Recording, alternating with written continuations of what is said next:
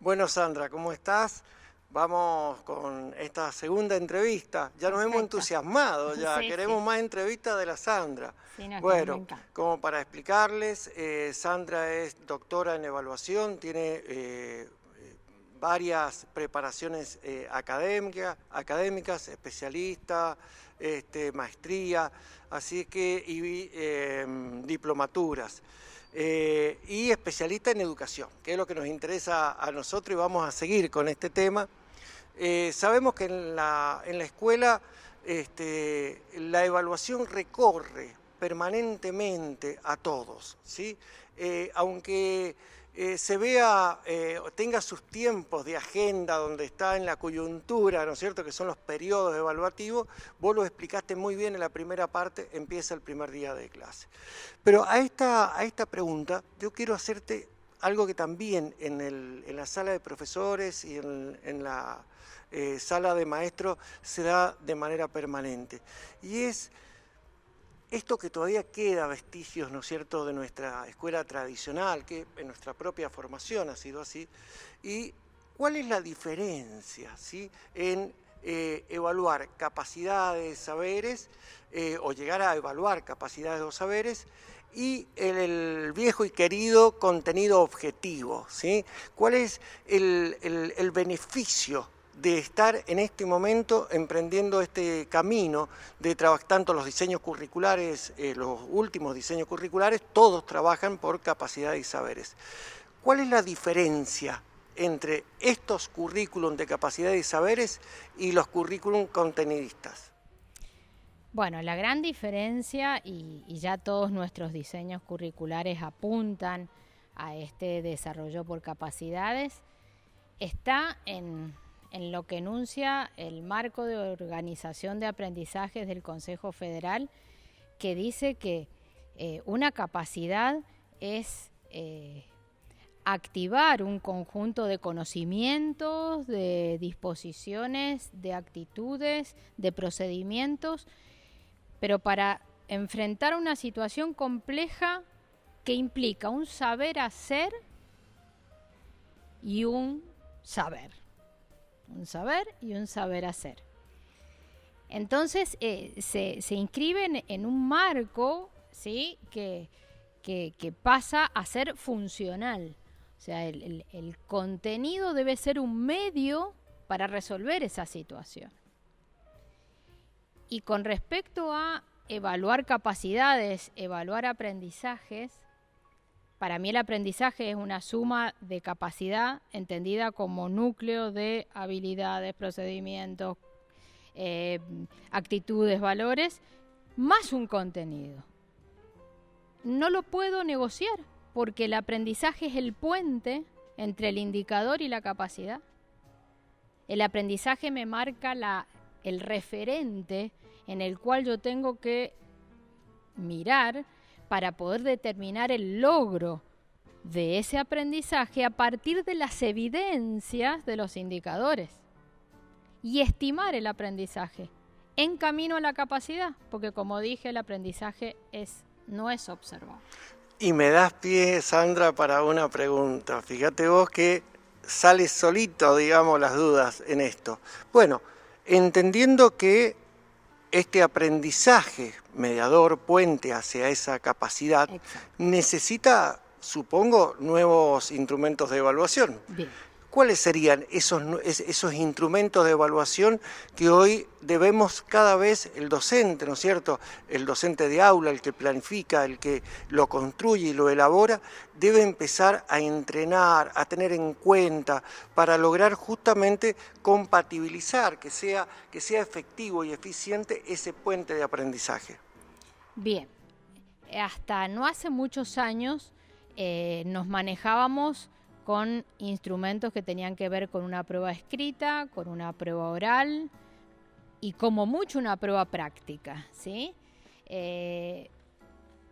Cualquier instrumento que yo ahora pueda enmarcarles en técnicas puede permitir el desarrollo de capacidades. ¿Dónde está la diferencia? En la tarea que propongo.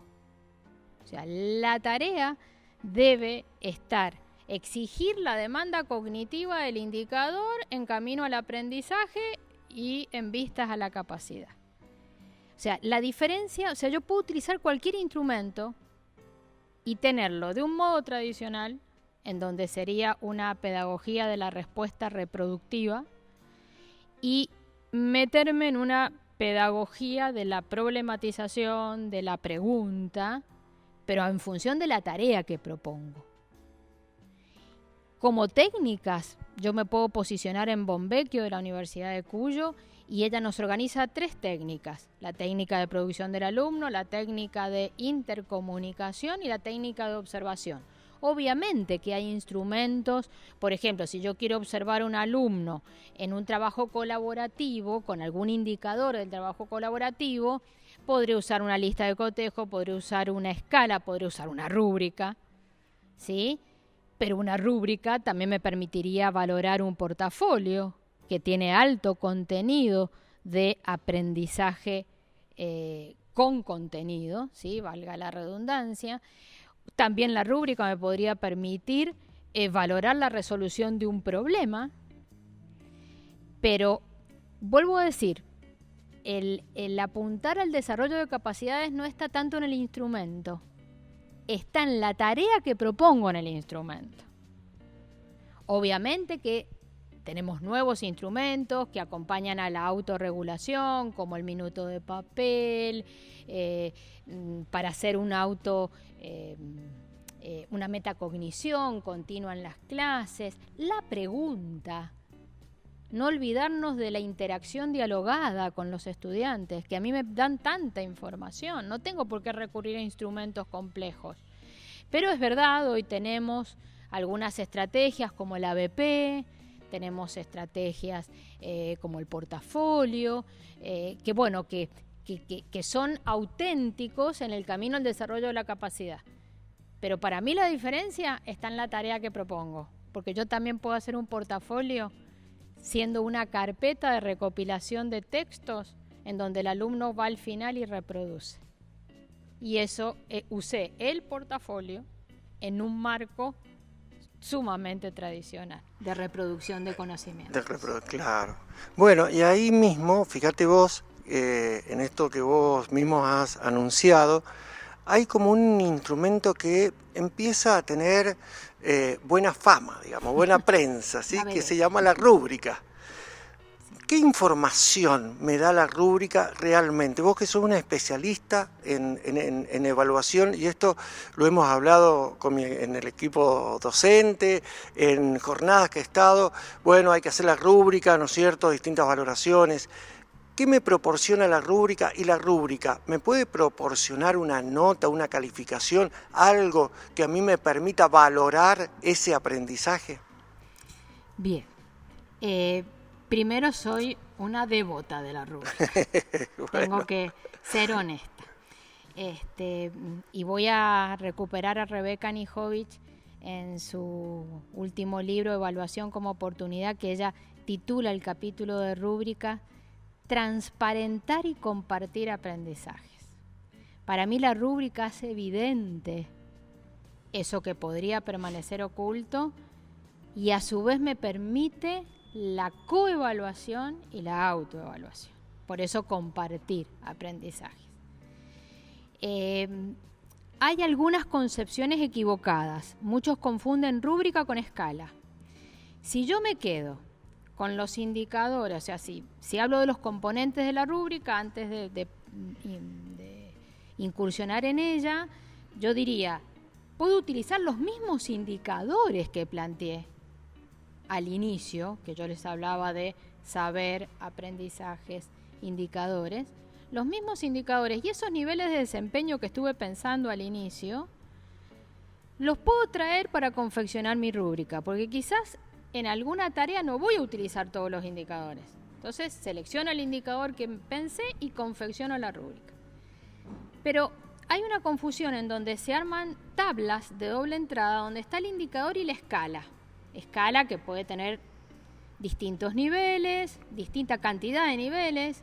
La más simple es poner a mejorar, bueno, muy bueno, excelente. Sería el más simple. Hay otras escalas que se utilizan. Pero si yo no tengo, ¿qué es la riqueza de la rúbrica? Que en el cruce de fila y columna, de indicador con nivel de la escala, yo tengo la descripción de qué significa que necesito mejorar ese indicador. Y esa es la potencialidad de la rúbrica, la que hace que el estudiante agarre la rúbrica. Supongamos que estamos en una autoevaluación. El chico hace una producción, tiene su rúbrica que debería ser compartida desde el inicio, tiene su rúbrica, sabe cuáles son los aprendizajes que debe de ser, compartieron con él las expectativas que tenían, no le han pateado chueco, como digo yo, lo compartieron de entrada, sabe cómo lo debe demostrar porque tiene los indicadores y a su vez agarra un indicador y dice, y si a su vez el docente le dice, mira, este indicador tenés que mirarlo en la tarea tal y tal. El chico va a la resolución de la tarea 1 y 2 y dice, estoy en el nivel, necesito mejorar. Porque la analiza, eso es lo que favorece la rúbrica, la autoevaluación y la coevaluación, porque la puedo hacer entre pares o entre grupos. ¿Dónde estoy? Estoy acá. ¿Pero qué espera mi docente de mi mejor dominio? Que llegue acá. Pero la rúbrica a mí me dice, ¿qué hacer para salir de acá y llegar allá? Porque si yo tengo bien descrito ese nivel de desempeño, lo cual cuesta horrores, porque nosotros rehacemos y rehacemos rúbricas en los talleres de evaluación porque cuesta horrores. Yo no puedo, si tengo un indicador, clasificar seres vivos, poner como descripción, clasifica seres vivos de manera correcta. Claro. ¿Me estoy quedando en la escala? ¿El chico qué entiende? ¿Qué es correcto? Yo tendría que decir que observó seres vivos, que identificó características comunes, que los agrupó, que le puso un rótulo a ese grupo, que comparó con clasificaciones científicas ya elaboradas, que hizo ajustes. Eso es clasificar. Pero me puedo quedar en un nivel básico en donde decir, el chico solamente puede, ante una clasificación dada, reconocer dónde ubica el ser vivo. Son distintos niveles de desempeño, que lo puedo hacer por complejidad de la capacidad, ¿sí? O lo puedo hacer por frecuencia. Por ahí yo puedo decir, reconoce todas las clasificaciones de seres vivos o reconoce algunas. Eso sería por frecuencia. Pero por calidad fue el primer ejemplo que di. Pero la rúbrica es potentísima para la retroalimentación, porque retroalimentación, según Sadler, es eso, es saber dónde estoy, saber a dónde quiero llegar y que me den las herramientas para llegar. Y lo forma en aprendizaje autónomo, en un aprender a aprender, porque él mismo, obviamente que hay que crear una cultura de tomarse el tiempo de mirar la rúbrica, de acompañarlos en ese mirar la rúbrica, de marcarse con un color acá, después de volver a hacer los ajustes, ver si superó y marcarse con otro color, ¿sí? Y poder ver el avance en ese indicador, es espectacular. Pero si yo no tengo esa descripción, no es rúbrica, es una escala. Bien. ¿Sí? Esa es la potencialidad de la rúbrica y mencioné los componentes de la misma. Yo confeccioné muchas rúbricas, cometí muchos errores con las rúbricas y los ajusté porque todo el que aprende debe ajustar, pero no hay mejor rúbrica que la que uno construye poniendo la tarea en práctica, recolectando las tareas de los chicos, ordenándolas según sus niveles de desempeño y describiendo en función de la realidad de la resolución. Porque uno por ahí arma rúbricas hipotéticas, porque uno supone el nivel de desempeño óptimo es este, el nivel de desempeño suficiente es este, ¿sí? Pero no hay mejor rúbrica que la que se construya para... Yo siempre tengo que hacer ajustes, porque obviamente los tiempos nos corren, no podemos poner a práctica, o sea, eso sería... investigar en el aula, ¿no? Poner en práctica una tarea, recolectar la información, ordenarla y armar la rúbrica. Esa sería la mejor. La mejor. Y con respecto a la otra pregunta de si se puede colocar una nota con la rúbrica, es viable. Es viable. Lo que no quiero es que usen la rúbrica para calificar, porque también en las escuelas dicen, es otra forma de poner la nota. No. No es otra forma. La rúbrica tiene por objeto la retroalimentación y la autorregulación, con pares y autoevaluación. Pero sí se puede poner una nota. Hay millones de procedimientos y quizás esto ameritaría encontrarnos en un taller para discutir los procedimientos. Yo transité varios, me equivoqué en varios y llegué a uno que es el que más me da resultados. Yo evalúo pruebas escritas con rúbrica.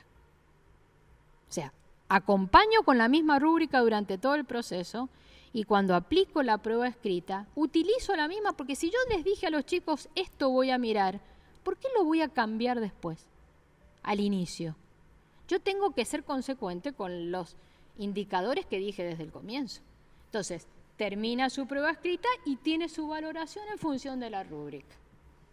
Y he aplicado recuperatorios ajustando solamente las tareas que tenían que ver con los indicadores con dificultad de la rúbrica. En el nivel superior, en el nivel secundario, me ha resultado de una valiosa experiencia. Y le iba a decir algo con respecto a la nota.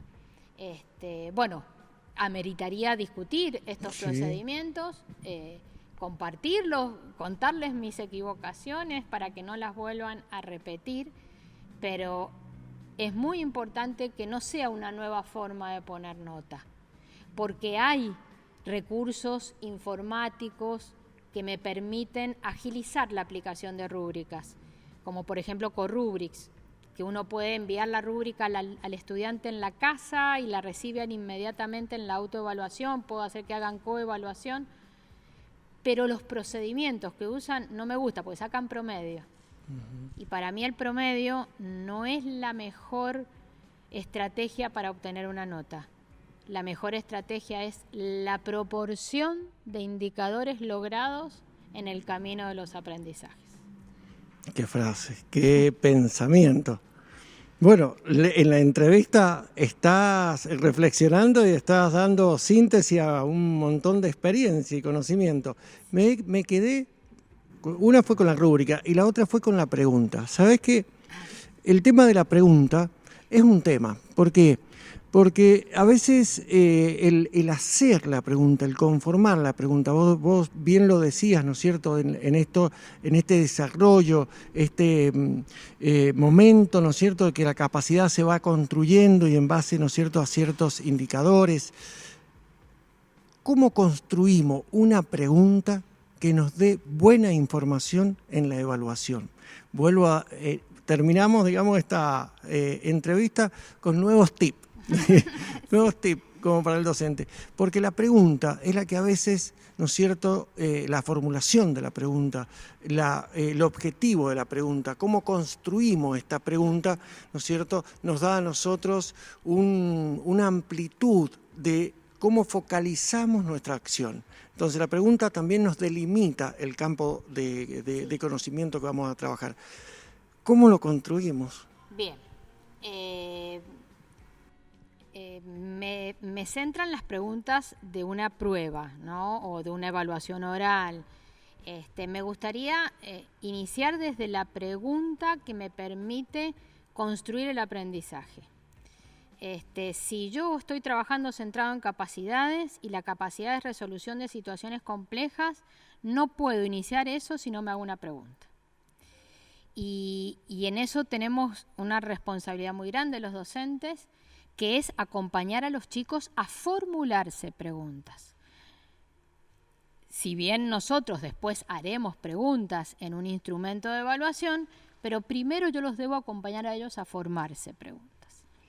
Esas preguntas, ¿sí?, que hay estrategias técnicas para poder organizar el trabajo de formulación de preguntas, es porque la escuela está llena de una pedagogía de la respuesta.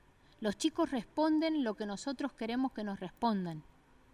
Y el mundo se construye y se comprende a partir de preguntas. Entonces, las preguntas siempre deben surgir a partir de un tema. Y ese tema tiene que ser generador, conectado con la realidad del estudiante, abarcativo, interpelador. Un tema que realmente los motive a hacerse preguntas.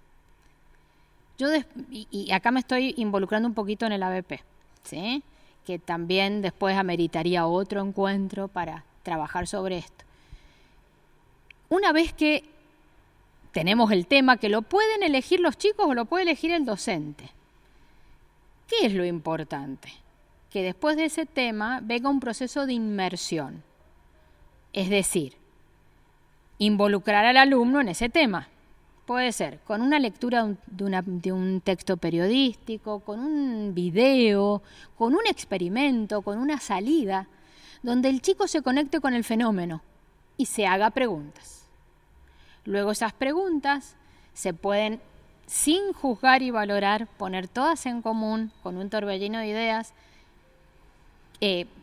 categorizarlas, porque voy a tener preguntas, por ejemplo, ¿qué es un ser vivo?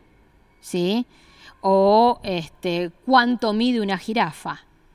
Entonces, ¿cuánto mide una jirafa? Se responde con un número.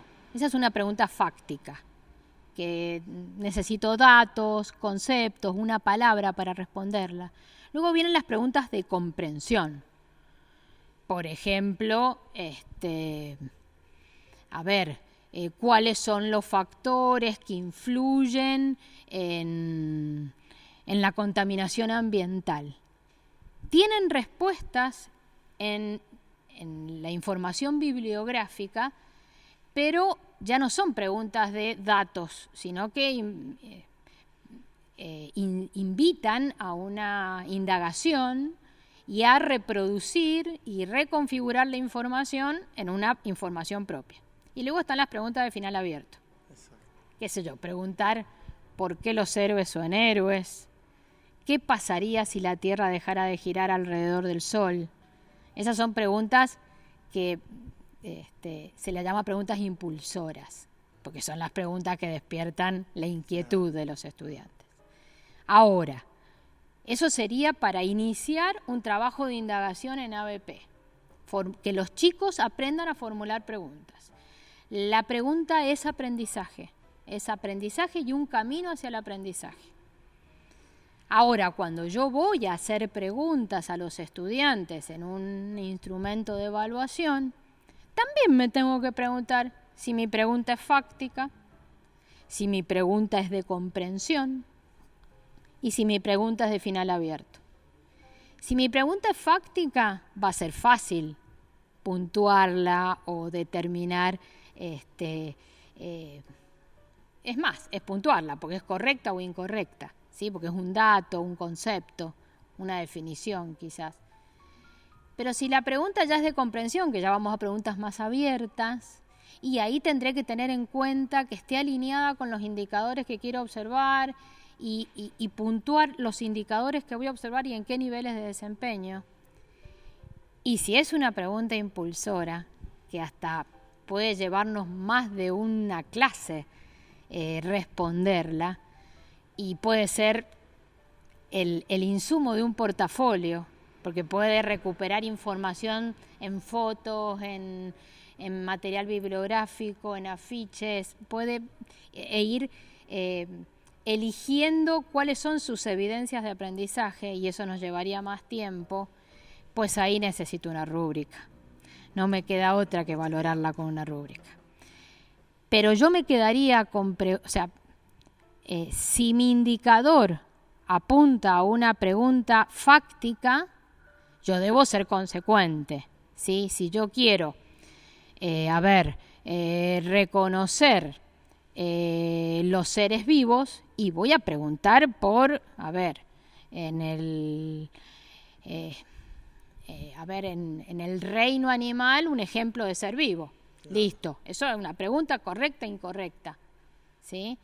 Ahora, si mi indicador tiene que ver con clasificar, y ya quizás debería darles más espacio, o comprender, porque comprender, si yo me posiciono en Perkins, no es solamente la capacidad de explicar algo, es la capacidad de pensar y actuar de manera flexible a partir de los conocimientos que puedo recuperar. Entonces, cuando el conocimiento se transforma en medio para responder a una pregunta, implica una producción personal, no es una reproducción. Entonces, ahí estoy en otro nivel de complejidad cognitiva y, bueno, si uno tiene que apuntar a capacidades, no son despreciables las fácticas, pero debo tender de las fácticas a comprensión y preguntas abiertas. Bueno, Sandra, la verdad que ha sido, te digo Sandra, ya hemos entrado en confianza ya. Ha sido un lujo tenerte en este conversatorio. Maipú Educa, muchísimas gracias por todo tu conocimiento y seguro que te vamos a convocar para que te puedas explayar con mayores tiempo, ejemplos y nos puedas también demostrar todo esto que vos estás diciendo en base a tus investigaciones y por supuesto que por lo que hemos podido hablar, la mayoría de estas investigaciones son tu propia experiencia con estudiantes en el territorio. Muchas gracias, Sandra, por estar. Gracias por la convocatoria.